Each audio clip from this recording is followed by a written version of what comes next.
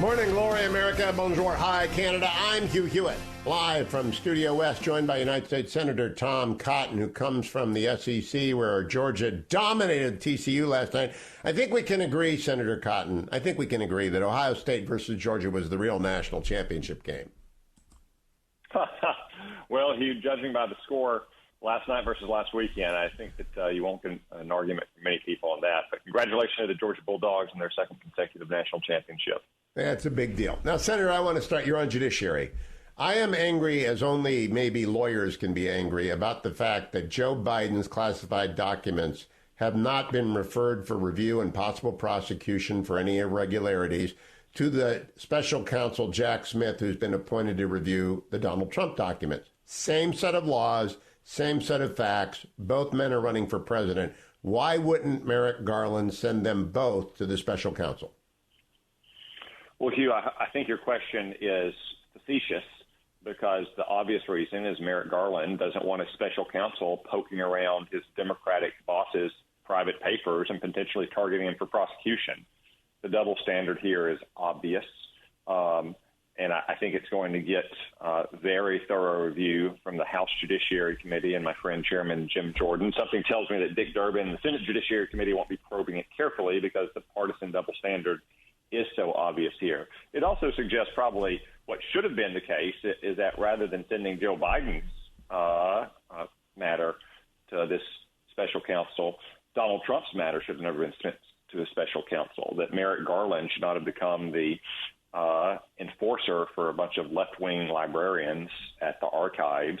Rather, this matter should have been settled, as I think these disputes have traditionally been settled, in a series of ongoing negotiations and discussions between the lawyers for former presidents or vice presidents when they find that they have papers in their possession after leaving office and the archives claim that they have responsibility for.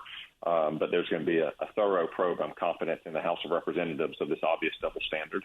Now, Senator, I want to know, because the new archivist of the United States, the old archivist with whom I worked well as the CEO of the Nixon Library, and we had this very issue.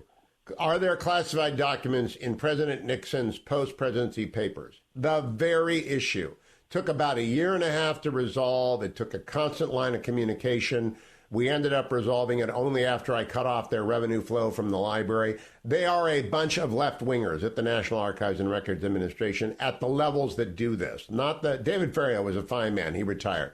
There's now a vacancy. There's now a new nominee. Will you put a hold on that nominee until you've got everyone from the archives up in front of you to explain why they referred to justice the Trump papers and why they were even unaware or didn't refer the Biden papers? Well, we'll do everything we can, Hugh, in a Democratic-run Senate to ensure that the archives gets appropriate oversight. I would note that Joe Biden's case in some ways is even more troublesome than Donald Trump's case because Joe Biden is a former vice president when these papers are involved. The vice president does not have the same prerogatives and the same kind of declassification authority that a former president does, whether it's Richard Nixon or Barack Obama or Donald Trump or anyone else. But again, these things under the Presidential Records Act probably ought not to be reviewed as criminal matters, rather as a series of ongoing negotiations. If there is the need for any legal action, that almost certainly should be a civil action of some sort, not appointing a special prosecutor to pursue Javert like the former president once again.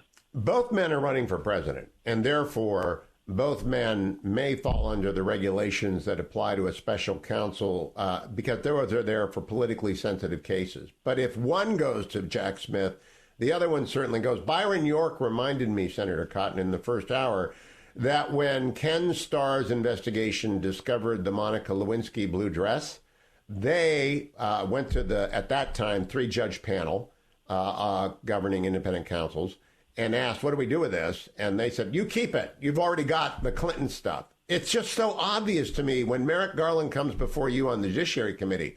Are you going to ask him about this? Hugh, I'm sure he'll get asked a lot of questions about that. It may not get down all the way down to the dais to me before he can, but it does. I will on why you would apply such an obvious double standard to the former Republican president and the current Democratic president. As you say, both appear to be running for president. So the same standard should be applying from the very beginning to both of them. I've also been told, and I have not yet confirmed this, that the Biden classified files were identified 6 days before the midterms, but that was not made public. Is that of interest to you? Hugh, again, I assume your question is facetious here because we all know why it wasn't made public at the time. For Joe Biden to reveal that he had classified papers at his Chinese-funded think tank 6 days before the midterm would have been explosive. And again, these are not the kind of papers, in many cases, that are in dispute with Donald Trump. I mean, I think some of the papers in Donald Trump's possessions were his letters to and from Kim Jong-un, which had shown to hundreds of people in the White House. Yep. Joe Biden faces very credible allegations of influence peddling involving his son and his brother and his family. I hadn't thought about that. With foreign governments. So I had not thought about that. I mean, maybe these things are very innocuous papers. How do we know these are not papers that he was taking along with his lawyers and his family members poking around the vice presidential residence, trying to avoid complicity in his son's influence peddling in places like China and Ukraine and other foreign countries? The reason I ask obvious questions is I elicit new information and new perspectives. I hadn't thought about the fact that the Chinese influence peddling intersects with this, and that Hunter Biden ought to go over to Jack Smith, too, because those papers might connect up with Hunter Biden's laptop, and Jack Smith should have it all. Senator, I got to turn to the debt limit. I don't know when it comes up. You know that Treasury always lies about how close it is, and then you get there, and then they can manage the receipts. I want to know what you think the Republican message should be. It's very important in the House because they have more leverage than you folks do in the Senate, though it does take 60 senators to raise the debt limit.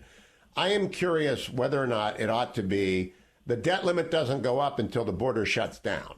And that to shut the border down, we need the wall, we need doubling of the Border Patrol, we need a few things. Is that the message? Because we've got to be concise and we've got to be explicit, consistent, and repetitive. Hugh, I suspect that the border and other immigration issues will be addressed in the annual spending bills. Speaker McCarthy, whom I congratulate, I commend House Republicans for unifying behind him, has said that they intend to pass individual appropriations bills through the House this year, and I hope that Chuck Schumer takes those up.